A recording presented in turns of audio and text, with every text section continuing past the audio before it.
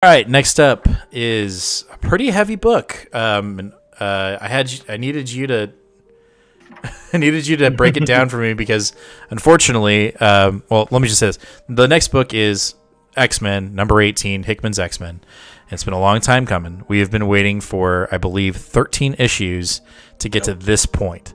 So, in issue number 5, Wolverine, Sink, right, or Sink, and Darwin were tasked to go into the vault to see what the children of the vault were up to, right? And that happened 2 years ago, something like that. It was a long time ago. So we're finally figuring out what's going on in there. Now, disclaimer, I read this book a day before I got my second coronavirus shot. So yesterday I was totally foggy. Or no, I read it on the day I got it, and I started getting foggy. So when I was talking to you about it over text, you were like explaining things that I totally missed, like just went right over my head. So, I had to reread it, and damn, dude, this is a very heavy issue. Yeah, a lot of things. We find out a lot of things, and we find out a lot of things in data pages, which I know Hickman loves to do, is to like put little snippets of things here and there within the data pages, and something pretty significant in here. So let's just get into what they do in the vault. So they get into the vault. There's this giant city, which is, it seems to be populated, but it's really not. It's not densely populated like they think it is. And it's being run by, I don't want to say a central intelligence style figure that, I watched Comic Book Herald's video, and apparently there are some connections between this, hive mind, robotic mind controlling the city, and it has parallels to Hickman's Ultimate Run, apparently. Yeah. Big, heavy implication there. And so essentially what they find is the children are being, I wouldn't say manipulated, but they're being corralled by this intelligence. What is it? Do you know what it's called? I don't.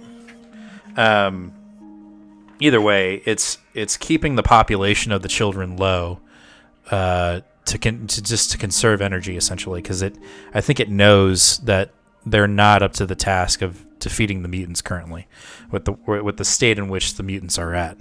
And so, Wolverine, Darwin, and Synth are basically looking around, and they find the children of the vault. They kind of go at it. They don't kind of go at it. They do go at it. Yeah, and I actually was kind of surprised at how quickly and how hard they go against the children. Really quickly, just you're dead. We're fighting, you're dead. Well, I think the other thing that kind of threw me for a loop was the one of the children that they were following in. So in issue 5, they were chasing one of these children of the vault that hadn't necessarily awakened yet, or something like that. Mm-hmm. And so when she went in there, she was fully evolved, or whatever they call it. And so yeah, like you said, when they go at it hard, and they literally cut her in half. They just kill her. And yeah. I was surprised that they didn't get a directive hey, try to bring her back.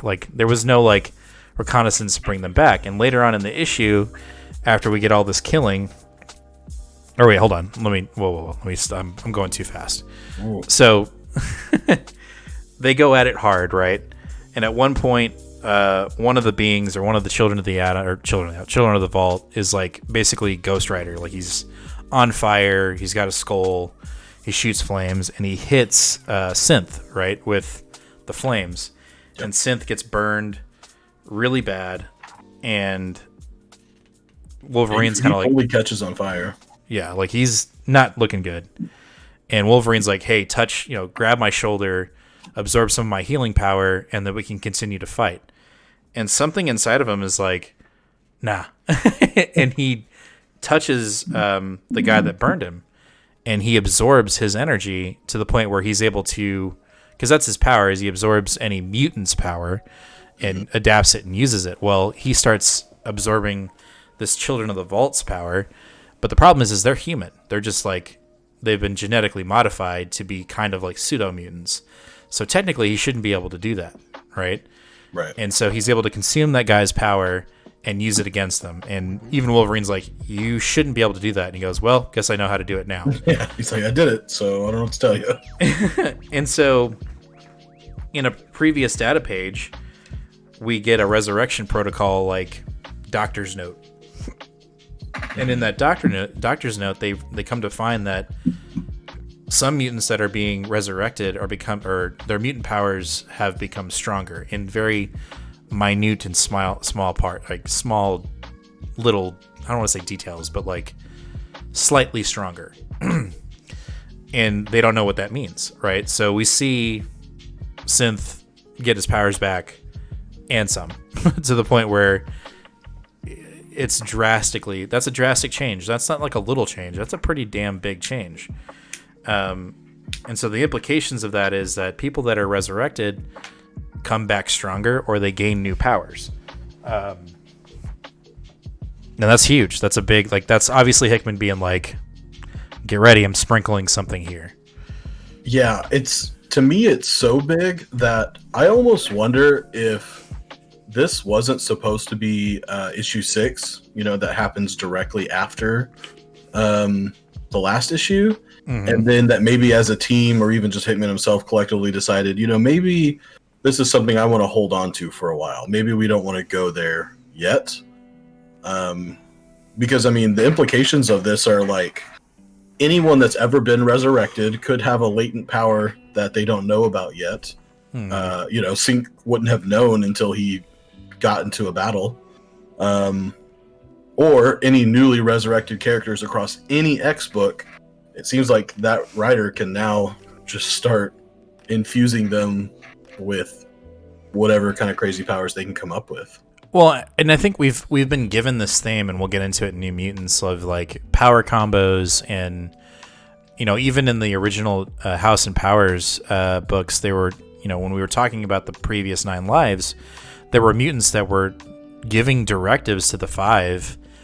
Give me this power or combine X, Y, and Z to make me better. Mm-hmm. So like we know it's coming, but we just, I think Hickman, I agree with you. I think this would have been issue 6, but then they're like, well, we got Ten of Swords coming down the line. Let's wait. But we've known this is coming. Like I think there are going to be multiple ways of our mutants evolving, whether it's in Resurrection Protocol with this whole snafu, or with mutants actively saying, I'm gonna die now, I want to be Magneto, Polaris, and Wolverine in one. Or whatever.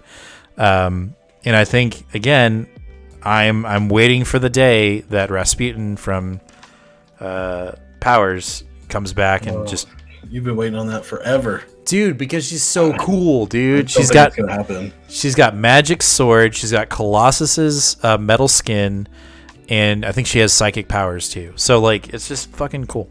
I think it is. And the day it happens, I'm gonna be like, got it. Either way, so we cut back to Sync using these flame powers. He ends up killing 2, like literally vaporizing 2 other children of the vault. And I guess one of the the last remaining ones has the ability to basically blow herself up. And that's what she does. She gets super fucking pissed. And she blows up. It looks like she blows up the entire city. Like she goes off like an A-bomb and kills everybody. And so in the book, it's kind of implied, like, at the end of it, it says, I'm telling you the truth, man. We did our best. On day 1, we entered the vault. You have no idea what it took to get us out. So like, do they get resurrected? Do we get another team that goes in and tries to make sure that they're dead so that they can resurrect them? Pretty crazy shit. It is. And then the book ends with basically, it sounds like it's Charles saying that the kill no humans rule does not apply to Children of the Vault. Yep. Essentially because they're such a threat. Well, and this is a theme all the way back from Hoxpox. It's basically the main enemies of mutants are advanced AI and post-human intelligence. You see that with I think it's, what is it, her ninth life, one of her last lives, where it's just her and Wolverine in the like way far future. And yeah, so that's one of their main enemies, of mutantdom. So it makes sense that rule would no longer apply to them, because they're not humans anymore. I will say I agree with Comic Book Herald's assessment of this. Is like, I feel like Hickman's run is taking a lot longer. I mean, we get one book a month. Not that we don't get one book a month with everything else, but it does feel like Hickman's pacing of his books are just kind of sludgy. And I don't know. I don't know if I feel good or bad about that, because outside of the pace, I feel like his books deliver 99.9% of the time. I'm like, that was a really good book. I want more. Shit, gotta wait a month. I don't know. I guess I'm waiting for another House and Powers event, like a release like that, because they were just so damn good. And like Hickman's, it's just like, and we get another tiny little chapter and a tiny little chapter, and I want more.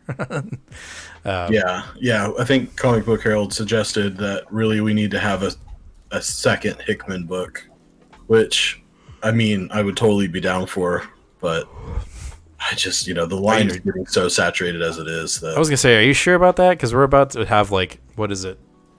2 more added. So 10 books, right? Yeah, I mean, I think something's going to have to give eventually, but I would give up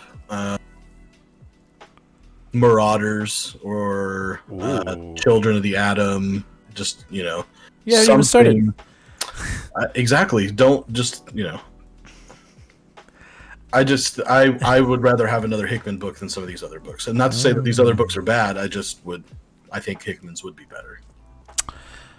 I agree with that. I just I can't say it. I guess the only book right now to be proven to say I don't want it anymore, and that's been proven, is Fallen Angels. So oh yeah. Either way, that's X-Men 18.